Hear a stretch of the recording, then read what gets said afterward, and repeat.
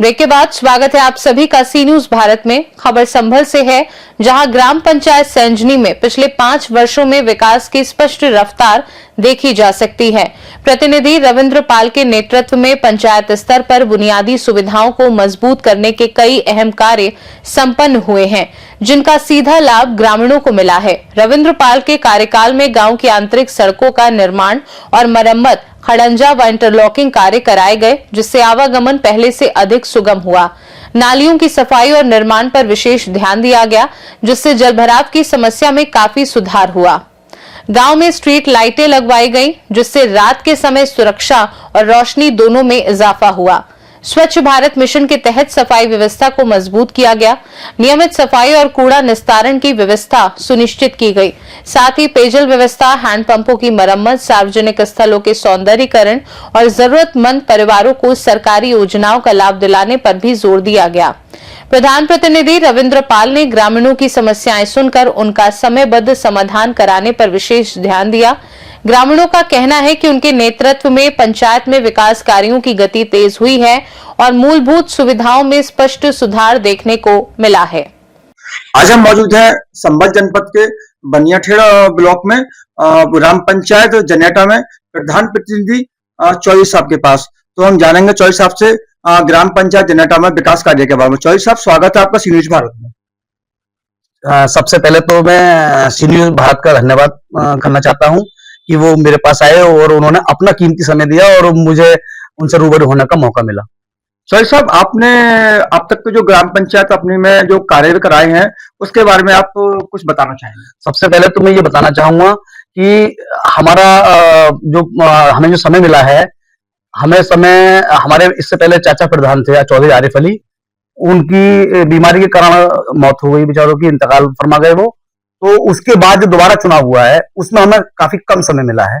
जो हमारी प्रधान है मेहताब चाची हमारी, तो उनको जो समय इतना पर्याप्त नहीं मिला जो पूरे जनेटे का वो विकास करा सके। तो वैसे हमने काफी प्रयास किया। जैसा हमारे यहाँ कंपोजिट विद्यालय है, तो विद्यालय में हमने काफी साज सज्जा बहुत अच्छी तरीके से व्यवस्था कराई है उसकी, जिससे कि शिक्षा का स्तर ऊंचा उठ सके। क्योंकि शिक्षा है तो सब कुछ है।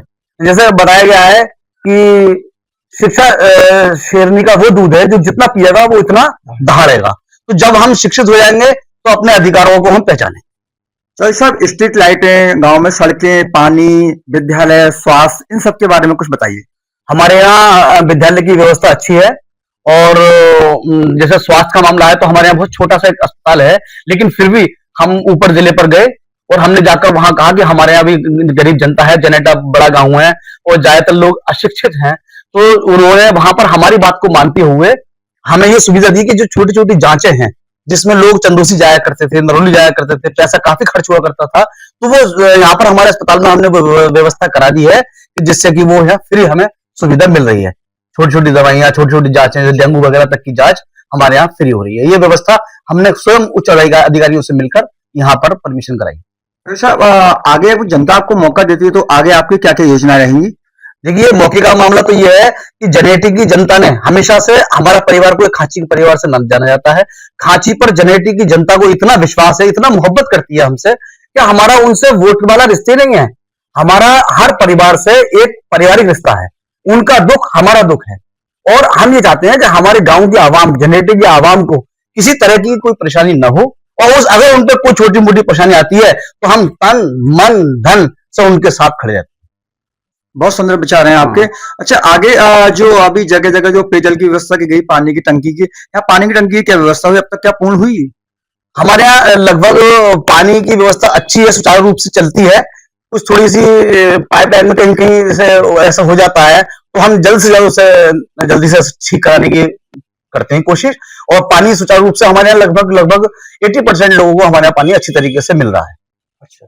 हाँ। अच्छा, स्वास्थ्य में आपकी क्या क्या योजना रहेंगी? स्वास्थ्य में अगर जनता ने हमें दोबारा मौका दिया तो हम एक बड़े हॉस्पिटल की मांग सरकार के समक्ष रखेंगे और उससे हमारा जनेटा काफी बड़ी आबादी का गांव है, तो उससे जनेटे के लोगों को अच्छी स्वास्थ्य सेवाएं मिल सकेंगी। स्वास्थ्य मतलब जो कहते हैं जैसे कि आदमी स्वस्थ है तो सब कुछ है। अच्छा, ग्राम पंचायत में आबादी कितनी है आपके? हमारे यहाँ 11,500 वोट है और लगभग अब 30 के आसपास, हमारे 30,000 के आसपास आबादी हमारे गांव की होगी। अच्छा अच्छा। तो इस बार दावेदारी आप करेंगे, आपकी चाची जी? देखिए, हमारा एक परिवार है, हमारे परिवार में क्या है, जो एक सामूहिक परिवार है हमारा, मिश्रित परिवार, और हमारा जो वोटर है वो भी एक हमारा पूरा ग्रुप ही है। तो हमारे यहाँ ये इस तरह की कोई आपदापी नहीं है कि तू या मैं, तू या हमारी चाची है, बढ़िया है, परिवार में एक भी है, वो ऑल इन ऑल है। हाँ, वही प्रत्याशी रहेंगी। और जनता आपसे ऐसा ज्यादा प्यार करती है? बहुत ज्यादा प्यार करती है, बिल्कुल। आप विश्वास नहीं कर सकते कि हम दिन रात को भी हम सोते हैं तो भी अपनी जनता के बारे में सोच के सोते हैं, और दिन में तो हम ये सोचते हैं हमारे गांव के किसी व्यक्ति का नाजायज पैसा कहीं इकट्ठा ना हो। हमारे परिवार में दलाली बट्टे का कोई काम नहीं रहता है। छोटे छोटे मसले जितने भी होते हैं अपनी चौपाल में बैठ के, चाहे भले हमसे कोई नाराज हो जाए, लेकिन हम किसी कार्रवाई अपने गांव में नहीं कराना चाहते, और हम चाहते हैं कि छोटे छोटे मसले गांव के गांव में हमारी चौपाल में बैठ के निपट जाए। बहुत अच्छी बात है। अभी तक आप देख रहे थे ग्राम पंचायत जनेटा के प्रतिनिधि सब्बू चौधरी जी। संभल से सीनू संवाददाता दीपक दीक्षित की रिपोर्ट। ग्रामीणों की अपेक्षाओं के अनुसार सैंजनी पंचायत में विकास की रफ्तार आगे भी जारी रहने की उम्मीद जताई जा रही है। खास रिपोर्ट में फिलहाल के लिए इतना ही। बने रहिए सी न्यूज़ भारत के साथ। हर खबर आपके साथ, आपके हाथ।